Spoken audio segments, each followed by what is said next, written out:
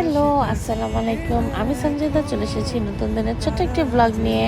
তোমরা সবাই কেমন আছো? আমি আলহামদুলিল্লাহ তোমাদের সবার দোয়ায় বেশ ভালো আছি। তো এটা ছিল রমজানের একটি ইফতারি দাওয়াতের ব্লগ। তো আমরা সবাই সেদিন অনেক দিন পরে সবার সাথে দেখা হয়েছিল। তো এখানে দেখো আমার ছোট মেয়ে কত দুষ্টামি করতেছে আমাদের সাথে। মানে আমাদের সাথে এসে মানে বলতেছে, ও দেখতেছে, ও জানে ওর মা ব্লগ করতেছে বা ভিডিও করতেছে, এসে দুষ্টামি করতেছে, বলতেছে হ্যালো গাইস। আমার এই ছোটো মেয়েটা এত দুষ্ট, মাশাআল্লাহ আলহামদুলিল্লাহ। তো এই যে আন্টিদের দেখতে পাচ্ছ, তাদের সাথে আমার অনেক দিন পরে দেখা। কারণ যেহেতু যার যার সংসার হয়ে গেছে, সবাই আলাদা হয়ে গেছি। তো আগে আন্টিরা আমরা পাশাপাশি ছিলাম। তো যাই হোক, সে অনেক কথা।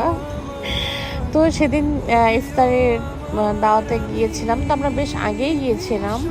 তো আমরা এখানে বসেছিলাম কিছুক্ষণ বসে। তো আমি আবার ঘুরে ঘুরে আন্টিদের বাসায় ক্লিপটা নিচ্ছিলাম, কারণ আন্টিদের বাসা এত সুন্দর করে সাজানো। আর আন্টি মাশাল্লাহ এত গোছানো, এত শৌখিন একজন মানুষ।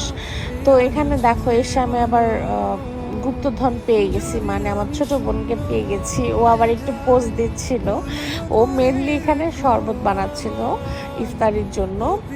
তো এখানে আমরা কিছু মজা করতেছিলাম, খালাও ছিল সাথে, খালাও দুষ্টামি করতেছিল। তো হয় না যে অনেকদিন পরে সব একসাথে হলে সবাই অনেক দুষ্টামি করি। তা আমি যেখানে দাঁড়িয়ে দাঁড়িয়ে একটু ক্লিপস নিচ্ছিলাম, ঘুরে ঘুরে দেখছিলাম বাসাটা। আমি যদিও এখানে অনেকবার এসেছি, তারপরও তোমাদেরকে দেখানোর জন্য আমি একটু ভিডিও করলাম। তো মনে হলো যে আমরা 3 বোন আগে কত মজা করতাম একসাথে, মানে রাত জাগতাম, সেহরি করতাম, একসাথে নামাজ পড়তাম, নামাজের ভিতরেও কত হাসাহাসি করতাম, একসাথে রোজা রাখতাম, লেট নাইট পার্টি করতাম, রামেন পার্টি। এক একজনের রামেন খেয়ে পরে হুঁশ থাকতো না, মানে কে কখন মানে কত ঝাল খেতে পারে। আমার এই ছোটো বোনটা প্রচণ্ড ঝাল খায়। আমি আর আমার মেজো বোন, মানে আমিও খাই, বাট আমার মেজো বোন একটু খেতে পারে না। তো আমরা আলাদা আলাদা ফ্লেভারে ঝাল খেতাম। তো দেখো, দেখতে দেখতে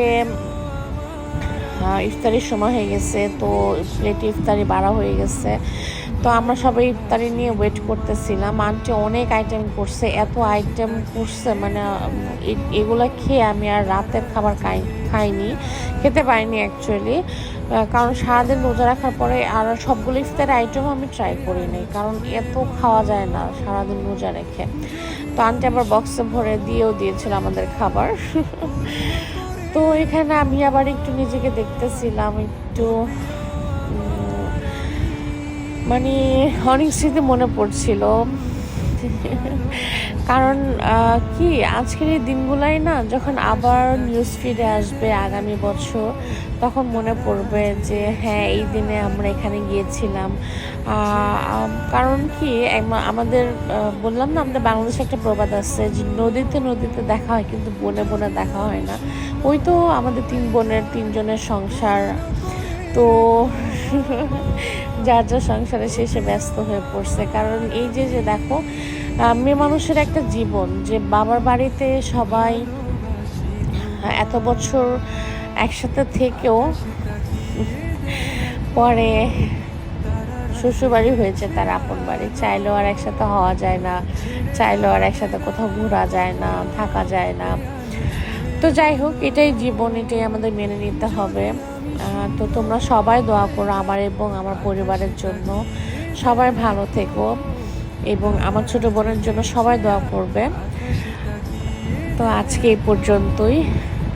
রমজানের সবার দোয়া আল্লাহ কবুল করে নিক, সবার বাবা মাকে ভালো রাখুক। আল্লাহ হাফিজ।